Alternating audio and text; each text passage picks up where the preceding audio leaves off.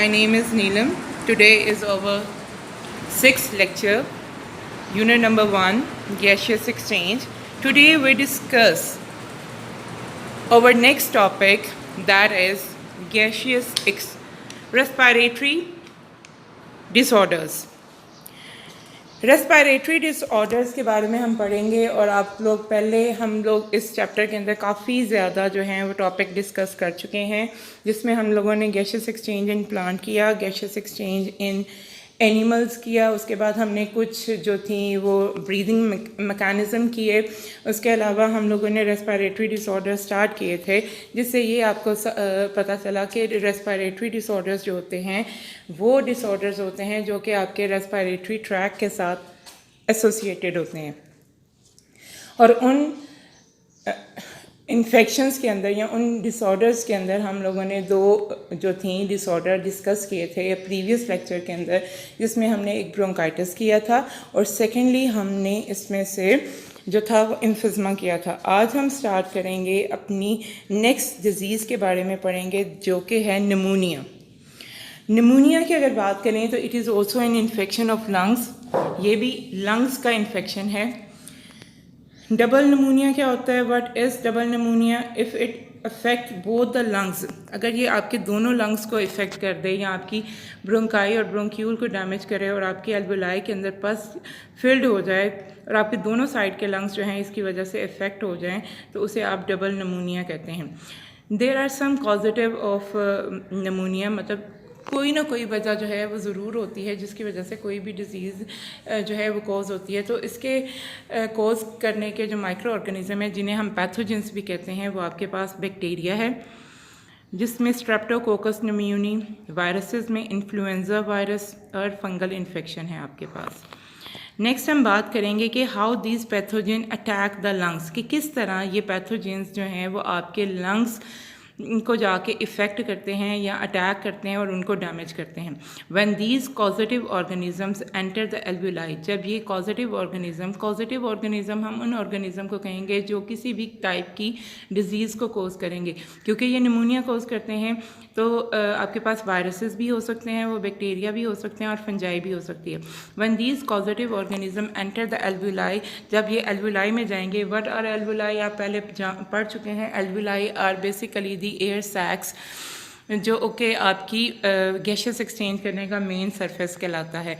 They settle there, वहाँ पे ये सेटल डाउन हो जाएंगे एंड ग्रो इन नंबर, और वहाँ पे रिप्रोडक्शन का प्रोसेस स्टार्ट करेंगे, जिसकी वजह से जो है इनकी तादाद या क्वांटिटी इंक्रीज़ होती जाएगी। They break the lung tissues and area become filled with pus and fluid, और उसके बाद ये आपकी जो लंग टिश्यूज़ हैं जो कि एल्वुलाई पे कॉन्स्टिट्यूट करते हैं, ये उनको डैमेज करेंगे और उनको डैमेज करके उस एरिया को फ्लूइड और पस के साथ जो है वो फिल कर देंगे, जिसकी वजह से आपकी प्रॉपर एक्सचेंजिंग ऑफ गैसेस जो हैं वो नहीं हो पाएंगी। अब हम कुछ इसके सिम्टम्स के बारे में स्टडी करेंगे कि इसके जो कॉमन सिम्टम्स हैं वो कौन कौन से हैं। First is the sneezing and running nose. Next is the productive cough. Productive cough उसे हम कहते हैं जिस खांसी के साथ आपको बलगम या रेशा आता है। Sore throat, chest pain, fatigue and muscle एक। ग्रे और ब्लूइश स्किन कलर। ग्रे और ब्लूइश स्किन कलर इस वजह से हो जाता है क्योंकि आपकी बॉडी के अंदर प्रॉपर ऑक्सीजन की सप्लाई नहीं हो रही होती, जिसकी वजह से आपकी जो स्किन का कलर है वो ग्रे और ब्लूइश हो जाता है। Sweat and chills. तो मोस्ट कॉमन जो इसके हम सिम्टम्स की बात करेंगे वो आपके पास कोल्ड विद हाई फीवर है, शिवरिंग है, कफ विद स्पूटम प्रोडक्शन है, शॉर्टनेस ऑफ ब्रेथ है, skin colour become purplish and dusky due to poor oxygenation of blood. वही बात जो मैंने आपको पहले बताई, क्योंकि आपकी बॉडी के अंदर ऑक्सीजन की सप्लाई प्रॉपरली नहीं हो रही होती, जिसकी वजह से आपकी स्किन का कलर जो है वो ब्लूइश या पर्पलिश डस्की कलर हो जाता है। Next is a picture that shows the causes and the symptoms of pneumonia, and you also see the healthy or pneumonial bronchi. अगर आप हेल्दी ब्रोंक्यूल या ब्रोंकाई को देखें तो वो आपको बिल्कुल अंदर से उसका जो एरिया है वो बिल्कुल क्या है, क्लियर है, उसके अंदर किसी भी किस्म की कोई भी किस्म की जो है वो सोजिश नहीं है, ना ही कोई पस है। लेकिन अगर आप नमूनिया को देखें तो नमूनिया के अंदर आपको एरिया जो है वो फिल्ड हुआ नज़र आ रहा होगा येलो मटेरियल के साथ, जिसे हम पस बोलते हैं। और इसके अलावा आपको जो एरिया है वो बहुत ज़्यादा अंदर से स्वेल हुआ हुआ है। उसके साथ ही आपके पास कुछ कॉजेज़ बताए गए हैं और सिम्टम्स भी बताए गए हैं। कॉजेज़ की अगर हम बात करें तो उसमें आपके पास बैक्टीरिया हैं, वायरसेस हैं और फंजाई है। और इसके अलावा अगर हम सिम्टम्स की बात करें तो सिम्टम हमने पहले भी पढ़ा क्या थे, cold with high fever, shivering, उसके अलावा स्पूटम प्रोडक्शन थी, और उसके अलावा और भी जो थे आपके साथ आपकी जो स्किन कलर था वो क्या हो गया, पर्पलिश और dusky. Next is the preventive measures of pneumonia, कि हम निमोनिया को किस तरह कंट्रोल कर सकते हैं। तो आपके पास निमोनिया को कंट्रोल करने के लिए वैक्सीन्स भी अवेलेबल हैं मार्केट्स में और एंटीबायोटिक्स भी प्रेजेंट हैं। अगर हम वैक्सीन्स की बात करें तो वैक्सीन्स जो हैं ये आपकी निमोनिया को प्रिवेंट करते हैं, जो कि स्ट्रेप्टोकोकस निम्यूनी बैक्टीरियम के थ्रू कोज्ड होते हैं। Antibiotics are also use to cure pneumonia caused by bacteria. Next disease जिसके बारे में हम पढ़ेंगे वो that is asthma.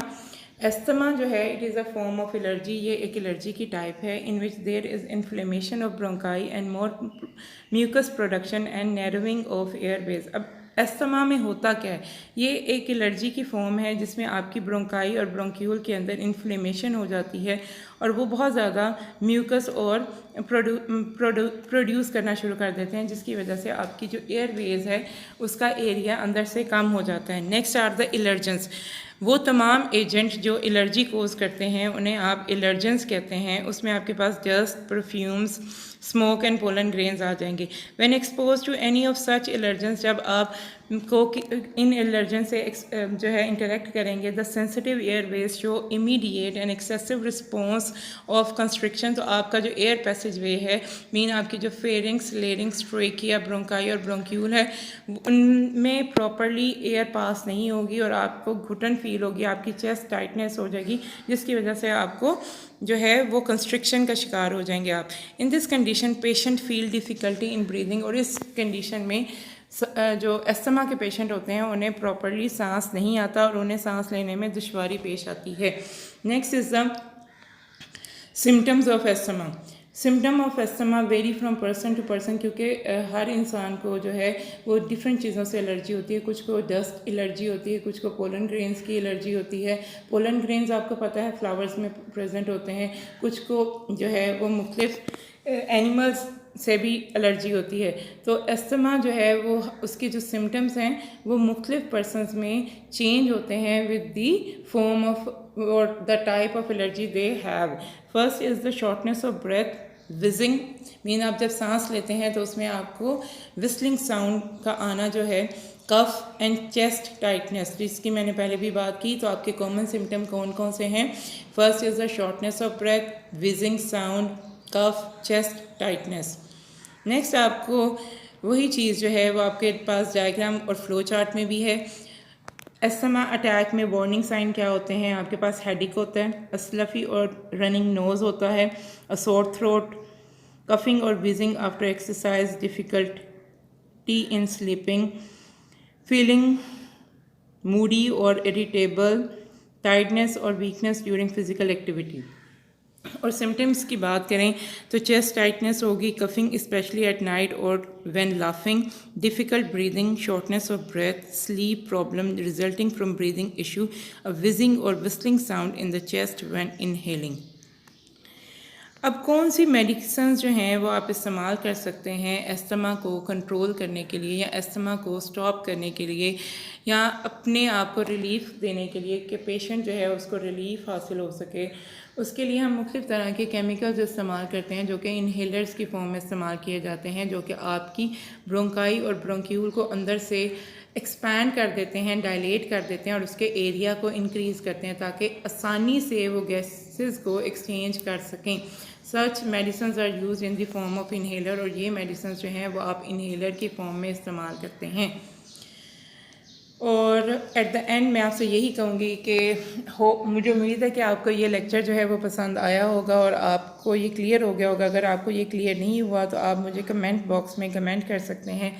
Hope you all understand it and thank you very much for this lecture.